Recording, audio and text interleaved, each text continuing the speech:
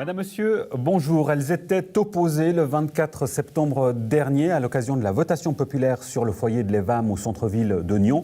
Aujourd'hui, elles sont unies pour proposer un nouveau projet. Elles, ce sont deux associations, l'association 24/9 Agir pour accueillir, qui était favorable au projet initial, et l'association Accueil raisonnable, qui elle était opposée, vous l'aurez compris, à ce même projet. Eh bien, ces deux associations présentent un document cette semaine où elles se mettent d'accord sur les points centraux que devra respecter le futur foyer pour migrants. Avec moi, deux invités pour en parler, à commencer par David Soji. Bonjour. Bonjour. Vous êtes le président de l'association 24/9 pour Agir pour accueillir, également conseiller communal PLR à Nyon. Avec nous également Sacha Soldini. Bonjour à vous. Bonjour. Vice-président de l'association Accueil raisonnable et accessoirement conseiller communal UDC au sein de ce même conseil. Voilà pour les présentations. Avant d'entrer dans le vif du sujet, un petit rappel des faits signé Rodolphe Henner. Par 55,38% contre 44,62% des bulletins valables, Nyon a refusé d'octroyer un droit de superficie sur une partie de la parcelle 307 en faveur de l'EVAM. Les résultats viennent de tomber, c'est un non, 55%. Voilà, c'est un non, 55%, donc la question a été posée de manière tout à fait démocratique. On voit qu'il y a eu une assez forte participation avec 6241 électeurs qui sont rendus aux urnes. Le résultat il est relativement clair. On savait que le référendum, c'est une machine à dire non. On partait au départ avec 60% de non, 40% de oui. C'est un peu moins pire que ça. C'est le troisième projet qui échoue pour différentes raisons. C'est la première fois que c'est suite à un référendum. C'est pas facile, c'est un sujet qui divise à la fois les conseillers et la population. Officiellement, personne n'est contre l'accueil des requérants à Nyon. Mais dans les faits, c'est quand même un non. Parce que, encore une fois, pas ici, pas comme ça, pas maintenant. Pas autant, mais le résultat final, il est clair, c'est non. Je suis contente que ce sujet ait pu avoir lieu sur la place publique et que les Nyonnais aient pu s'exprimer sur le sujet. Alors qui s'est exprimé d'après vous ? Les Nyonnais, les habitants de Nyon. Évidemment, j'ai espéré jusqu'au bout, j'y croyais, parce qu'on a fait, je pense, une très bonne campagne. On aurait fait changer 329 personnes d'avis et on aurait passé le cap. L'association était vouée à disparaître demain. Mais plusieurs personnes se sont posé la question, comme on a généré énormément de forces vives autour de nous, si on continue l'association pour devenir une sorte de lobbyiste du migrant à Nyon. Voilà, à noter que l'autre association, Nyon Responsable, dont on a vu des représentants, n'ont pas souhaité être présents aujourd'hui durant ce débat. Ils étaient opposés donc à ce projet. Ils n'ont pas souhaité d'ailleurs être également dans les négociations dans le cadre justement de la signature de ce document avec ces deux associations. Sacha Soldini, on vous a entendu d'ailleurs sur ce sujet. On sait que cette votation, on s'en souvient, elle était très émotionnelle. Qu'est-ce qui vous a fait venir sur la table des négociations avec vos opposants ? Écoutez, on a toujours été clair, hein. On était farouchement opposés au premier projet. 180 personnes, un droit de superficie de 50 ans pour les VAM sur cette parcelle quand même située en centre-ville. C'est clair que la votation, le résultat du 24 septembre n'était pas un point final à toute la problématique. J'ai déjà déposé 3 postulats au conseil communal pour aller dans le sens d'un accueil pour les migrants. Maintenant, on voit qu'on a trouvé peut-être une bonne piste avec 24/9. On s'est concerté, si on veut bien, le 15 janvier pour trouver des solutions acceptables pour tous, proposer ces solutions en municipalité, et je pense que c'est une bonne chose. Ce n'est pas un projet qui est au point mort. Et on le sait, David Soji, vous le savez forcément, cette initiative qui est prise par ces deux associations est suivie de près, ailleurs, dans le canton aussi, pour montrer qu'en fait, malgré une opposition farouche, on peut se mettre d'accord. Sur quel point essentiel et de principe vous êtes d'abord mis d'accord, le socle de base, avant d'aller plus loin ? Alors, on a d'abord discuté de l'emplacement, pour savoir si on pouvait continuer à réfléchir sur l'emplacement de Pertan-Usterie ou bien si on devait voir d'autres emplacements géographiques.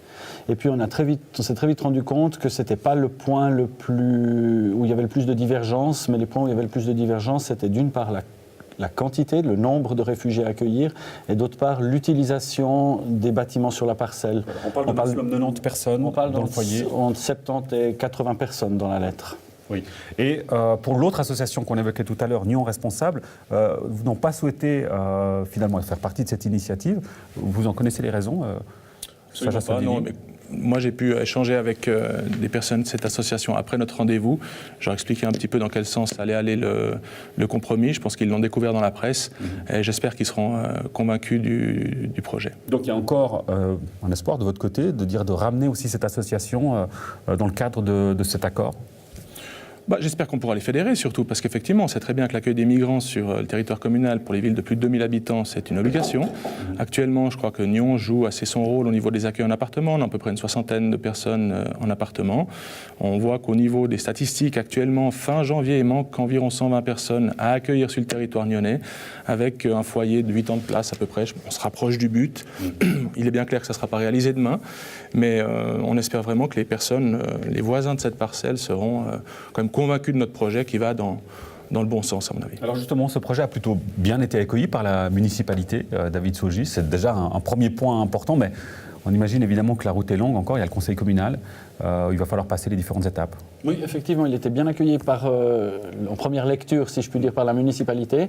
On a communiqué dans ce courrier qu'on souhaitait que la municipalité nous consulte, les deux associations, tout au long du processus, justement pour éviter qu'on ait des blocages à des étapes ultérieures. Donc on espère qu'ils vont entrer en matière sur ce point-là. Comme ça, on va pouvoir vraiment préciser certains points qu'on a pu collecter pendant la première campagne pour éviter de se retrouver dans des situations de blocage et puis avoir un projet qui est le plus fédérateur possible. Alors justement, si on prend point par point les principaux éléments, le financement, d'abord, il y a un élément important qui change dans ce projet-là par rapport à l'objet en votation, Sacha Soldini, c'est le financement.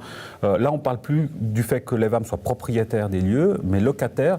À noter qu'on a contacté l'EVAM, qui se dit aussi ravi de cette initiative. Au niveau du financement, concrètement, ça veut dire quoi ? Ça veut dire que c'est la ville de Nyon qui deviendrait promoteur et l'EVAM qui finalement loue ces locaux. Voilà, c'est ce sur quoi on est parti lors de notre séance, c'est imaginer un bâtiment réalisé par la ville, ce qui permet à la commune de maîtriser l'aspect technique du bâtiment. Et puis l'EVAM serait locataire de ce bâtiment, à savoir que j'ai entendu que l'EVAM faisait déjà ça dans plusieurs endroits dans le canton, donc M. Durst apparemment pas du tout opposé à ce genre de procédé. Oui. Et ce qui laisse à la ville une meilleure maîtrise. Voilà, c'est ce qui nous a été confirmé effectivement du côté de l'EVAM. Là, on parle aussi de deux bâtiments distincts, David Soji. On parle de mixité. Alors, il y a d'un côté évidemment les migrants, mais de l'autre aussi par exemple des étudiants ou des personnes âgées. On voit déjà qu'il y a peut-être un premier élément qui va bloquer, c'est l'aspect purement juridique. Est-ce qu'il est possible d'avoir cette mixité dans le cadre de ce projet ? Alors, ça c'est une bonne question. Nous on a fixé le cadre et puis on est parti du principe que c'était un élément bloquant, le fait qu'il n'y ait que des réfugiés sur cette parcelle lors du premier tour. Donc nous on a souhaité à ce que la municipalité étudie la possibilité et puis les différents besoins de mixité qu'on pourrait intégrer à cette parcelle. Nous, on n'est pas là pour faire le travail de la municipalité, mais on était là, on a vraiment désiré fixer un cadre dans lequel tout était acceptable. Maintenant, c'est à la municipalité d'étudier le projet, de le développer et de venir le présenter au conseil communal. Oui. Et on voit d'ailleurs que ça suscite pas mal de réactions positives, Sacha Soldini. Il y a beaucoup de projets, ou en tout cas un certain nombre, qui étaient prévus dans les cartons dont on parle depuis un certain temps, et qu'en l'occurrence les initiations se disent là ça pourrait être une bonne occasion de voir le jour. On parle d'une crèche par exemple. C'est des discussions là du coup qui risquent d'être animées au sein du Conseil. J'espère que ça va être constructif, surtout effectivement la mixité. On a parlé tout à l'heure de la mixité. Je pense que juridiquement sur la même parcelle ça ne devrait pas poser de problème. Ce qui posait un problème, c'était un premier projet qui avait été évoqué au Conseil communal de mettre un immeuble mixte, et on a vu clairement que l'EVAM n'était pas forcément favorable parce que l'EVAM ne va pas construire un immeuble et ensuite louer à des locataires. Maintenant, là, on se dirige vers deux immeubles indépendants. Et le deuxième immeuble en question est censé héberger des personnes qui ont accueillir des personnes qui ont quelques soucis pour trouver des logements dans la région. On pense aux seniors, aux jeunes, aux étudiants. Et le projet proposé par les deux associations comprend également des locaux associatifs dans ces immeubles, ce qui est aussi un manque dans la région. Qu'est-ce qui vous fait dire, David Soji, que le projet, en tout cas tel qu'il se dessine aujourd'hui avec votre initiative, est à même d'être plus facilement accepté par la population ? Alors tout simplement parce que, de par l'expérience qu'on a eue pendant la campagne, autant nous que l'autre association, on a écouté, on a passé du temps à discuter avec la population, à aller voir les gens, à essayer de les convaincre, on a entendu leurs remarques. Et puis ce nouveau projet, ce nouveau cadre pour le nouveau projet, répond à une grande partie des interrogations et des peurs et des volontés de ce qu'on a pu entendre pendant la première campagne. Oui. Et on le sait, on le rappelle, il y a eu des propos virulents, Sacha Soldini, dans le cadre de cette campagne. je l'ai dit, vous êtes aussi conseiller communal UDC. Est-ce que ça ne risque pas, ce projet, de heurter certaines sensibilités au sein de votre parti? Non, écoutez, absolument pas. On a toujours été clair pendant la campagne. Moi, je voulais une campagne, on va dire, très fair-play. Il y a eu 2-3 dérapages, effectivement. Maintenant, c'est resté assez correct. Je pense que cette histoire, c'est de l'ancienne histoire. Maintenant, à moi de fédérer les gens qui m'ont soutenu au début. Je pense qu'on en prend la bonne direction.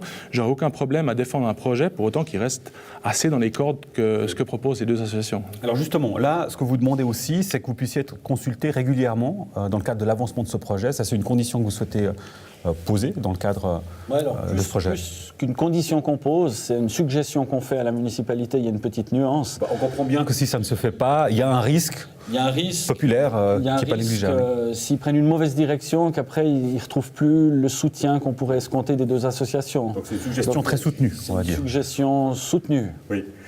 Et en termes de communication aussi, il y a une volonté de votre part, et ça on comprend assez aisément pourquoi au vu de la campagne, qu'il y ait une communication qui soit plus claire, peut-être avec un chargé de communication.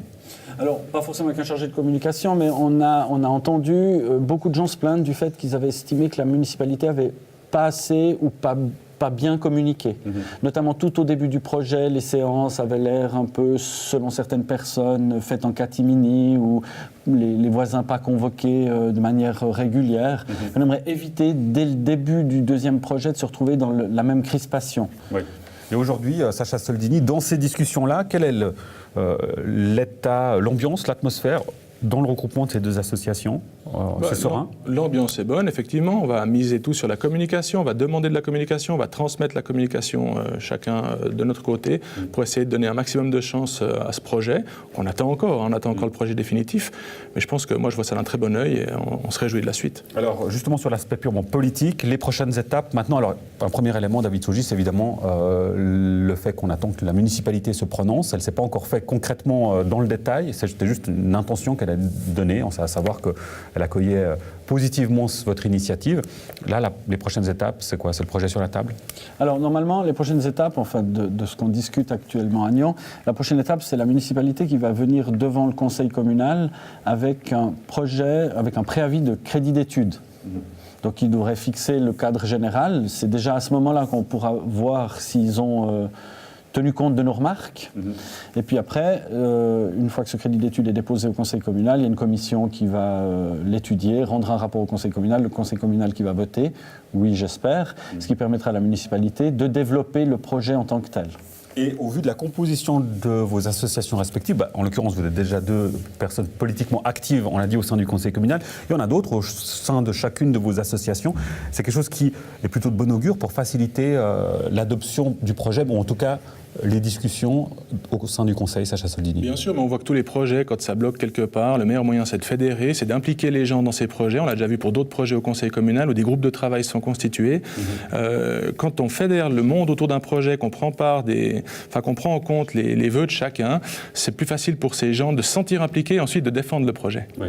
Et vous demandez aussi que ce soit un projet qui soit modulable au niveau architectural, c'est-à-dire qu'on puisse enlever des cloisons, les remettre. Pourquoi ? Voilà, on voit très bien que le flux d'arrivée des migrants est très variable, d'une année à l'autre, même d'un mois à l'autre, suivant comment, en fonction de la géopolitique. Si on doit accueillir des familles ou des personnes seules, ce n'est pas tout à fait les mêmes infrastructures qu'il faut avoir. Si c'est possible de faire du modulable, on aura tout à y gagner. Ça, vous rejoignez aussi, oui, David Sougis, sur cet aspect-là? Totalement, puisqu'on doit, c'est un foyer qui se veut pour accueillir des primo-arrivants, donc c'est des cas d'urgence, donc on ne peut pas être figé dans quelque chose puis accueillir de l'urgence, il faut pouvoir s'adapter, puis l'adaptabilité, c'est la modularité. On rappellera aussi qu'il y a une volonté pour certains des opposants, en tout cas, de faire en sorte, et je crois que c'était votre cas, Sacha Soldini, que ces réfugiés ou requérants soient directement intégrés dans des appartements qui existent sur le marché. Ça, c'est quelque chose que l'EVAM ne veut pas. Alors, je ne sais pas exactement comment fonctionne l'EVAM par rapport à chaque cas. Maintenant, effectivement, j'ai toujours mis en avant les appartements dans les divers quartiers. D'ailleurs, là, au conseil communal, dernièrement, le conseil communal a octroyé, a vendu une parcelle un promoteur pour réaliser un bâtiment et on espère aussi qu'ils pourront négocier à la limite un appartement dans cette promotion. Ça a été dit au conseil communal, ça va dans le bon sens. Maintenant, effectivement, on est bien conscient après la campagne qu'il faut des structures pour les primo-arrivants, mais vous savez, on voit actuellement que le flux des migrants se calme un petit peu parce qu'ils sont bloqués ailleurs, on est bien d'accord. Il faut pouvoir s'adapter, donc il ne faut pas laisser un centre d'accueil pour primo-arrivants vide alors qu'on a peut-être besoin de place pour d'autres personnes, alors on pourra à ce moment-là le moduler. Oui. David Sogi, on va rappeler aussi, ça a été dit durant la campagne, que Nyon ne répond pas aux exigences du canton sur l'accueil des migrants, des requérants ou des réfugiés. Est-ce que ça veut dire qu'on est pour autant dans l'urgence aujourd'hui ? Alors, on n'est pas dans l'urgence aujourd'hui, on sera peut-être dans l'urgence demain ou après-demain, puisqu'on ne connaît pas exactement les flux migratoires, comment les frontières s'ouvrent, se ferment. Au-delà du fait de répondre mathématiquement à une exigence du canton, je pense qu'il vaut mieux se fédérer derrière un projet de moindre importance et puis qu'il aboutisse, plutôt que de s'entêter dans quelque chose qui répond mathématiquement à une exigence et puis qui ne soit pas un bon projet. Oui, et peut-être qu'aujourd'hui, Sacha Soldini, le contexte et le climat est propice peut-être à s'entendre, à se mettre autour de la table pour les raisons que vous avez évoquées. Alors, ce n'est pas que la crise migratoire n'existe plus, mais elle est en tout cas moins présente dans les médias. Ça apaise peut-être certaines tensions. Disons qu'on voit clairement, les statistiques parlent d'elles-mêmes. Je crois qu'il n'y a jamais eu aussi peu de migrants dans les abris PC depuis maintenant 2 ans. C'est en augmentation dans les appartements EVAM, dans les appartements privés. C'est des données qui sont recueillies sur le site de l'EVAM. Je ne les ai pas inventées. Effectivement, c'est une période un peu plus calme. On peut parler. L'urgence est beaucoup moins évoquée. Travailler sur l'urgence, on sait très bien que c'est jamais bon. Oui, on l'a vu d'ailleurs effectivement, notamment dans le cadre de cette votation de l'an dernier. Peut-être pour terminer l'émission, David Sogi, quel message est-ce que... Et je la pose à tous les deux, cette question. D'abord à vous, quel message vous souhaiteriez faire passer d'abord à la municipalité et ensuite aux Nyonnais et aux Nyonnaises ? Alors à la municipalité, leur dire, comme on leur a dit dans la lettre, qu'on était à côté d'eux, mais que c'est eux qui allaient fédérer un projet et puis qu'on serait là au besoin. Si nécessaire, fortement appuyé.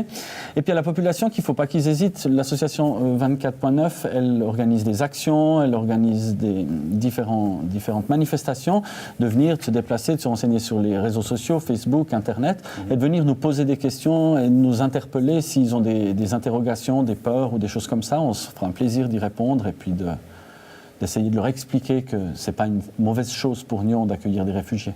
Sacha Soldini. Voilà, bien sûr, toujours ces associations, donc Accueil Raisonnable sera toujours à disposition des gens pour les éventuelles questions. Ça existe toujours. L'association reste exactement comme elle l'est.